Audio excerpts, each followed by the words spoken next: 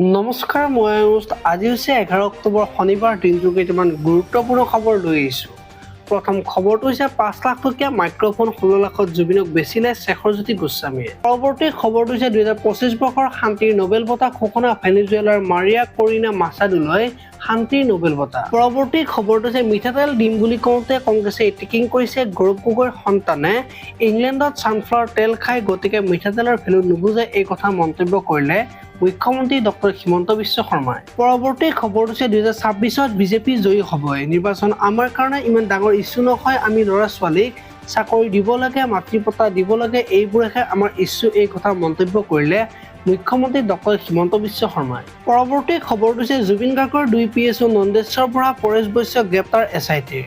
2 PSO 5 দিনৰ চিয়াৰী জিম্মালৈ প্ৰেৰণ আদালতৰ। পৰৱৰ্তী খবৰটো হৈছে ঘোষণা হ'ল এডিআইৰ তৃতীয় বৰ্গৰ পদৰ ফলাফল। ৰাজ্যৰ 28খন জিলাৰ 23,85,421 গৰাকী প্ৰাৰ্থীয়ে কৰিছিল আবেদন। ইয়াৰে 17,31,616 গৰাকী প্ৰাৰ্থী অৱতীৰ্ণ হৈ লিখিত পৰীক্ষাত। স্কিল টেষ্টৰ বাবে বাছনি লাভ কৰে 16,295 গৰাকী প্ৰাৰ্থীয়ে। ইয়াৰে 13,877 গৰাকী প্ৰাৰ্থীয়ে লাভ কৰে বাছনি। লিখিত স্কিল টেষ্টৰ নম্বৰৰ ভিত্তিত উত্তীৰ্ণ 7,650 গৰাকী প্ৰাৰ্থী। পৰৱৰ্তী খবৰটো যে বৃদ্ধি কৰা হৈছে কাৰাগাৰৰ নিৰাপত্তাৰক্ষী। গুৱাহাটী কেন্দ্ৰীয় কাৰাগাৰৰ চৌহদত আছুতীয়াকৈ সাজু কৰিছে 2টা কোঠা। কোঠা দুটাৰ সৈতে সংলগ্ন হৈ আছে শৌচাগাৰ, স্নানাগাৰ। কোঠা দুটাৰ প্ৰতিটো কোণ ঢুকি পোৱাকৈ সংস্থাপন কৰা হৈছে অত্যাধুনিক CCTV।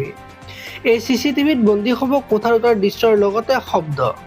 14 অক্টোবৰ SITৰ জিম্মাৰ ম্যাদ উকলিব 5 অভিযুক্তৰ। তাৰ পাছতে গুৱাহাটী কেন্দ্ৰীয় কাৰাগাৰৰ আলহী হ'ব শ্যাম কানক, সিদ্ধাৰ্থ শৰ্মা, সন্দীপন গাৰ্গ, নন্দেশ্বৰ বৰা আৰু পৰেশ বৈশ্য। পৰৱৰ্তী খবৰটো হৈছে মহানগৰীৰ চানমাৰীৰ উৰণ সেতু মেৰামতিৰ বাবে উৰণ সেতুৰে যাতায়াত বন্ধ ঘোষণা। 13, 15 আৰু 17 অক্টোবৰৰ নিশা বন্ধ থাকিব যাতায়াত। নিশা 10 বজাৰ পৰা পুৱা 6 বজালৈ বন্ধ থাকিব যাতায়াত। পৰৱৰ্তী খবৰটো হৈছে 31 অক্টোবৰত মুক্তি পাব জুবিন গাৰ্গৰ শেষৰখন চিনেমা ৰৈ ৰৈ বিনালে। 3 মাহলৈ স্থগিত এইকেইখন চিনেমাৰ মুক্তিৰ দিন। দৰ্শকৰ অপেক্ষা ৰৈ ৰৈ বিনালেলৈ। পৰৱৰ্তী খবৰটো হৈছে মোৰ সম্পত্তিয়ে নাই, বাইদেৱে কাম কৰি খাই, চুৰি কৰিতো নাখায়, মোৰ এটকা সম্পত্তি নাই, দৰমহাৰ বাদে মোৰ একোৱেই নাই, এই কথা মন্তব্য কৰিলে মুখ্যমন্ত্ৰী ডক্টৰ হিমন্ত বিশ্ব শৰ্মাই। আজিলৈ আপোনালোকে যদি ভিডিঅ'টো চাই ভাল পালে তেতিয়াহ'লে লাইক কৰিব আৰু এনেকুৱা ধৰণৰ খবৰসমূহ সদায় পাই থাকিবলৈ চেনেলটো ছাবস্ক্ৰাইব কৰি বেল আইকনটো প্ৰেছ কৰি দিব। ধন্যবাদ।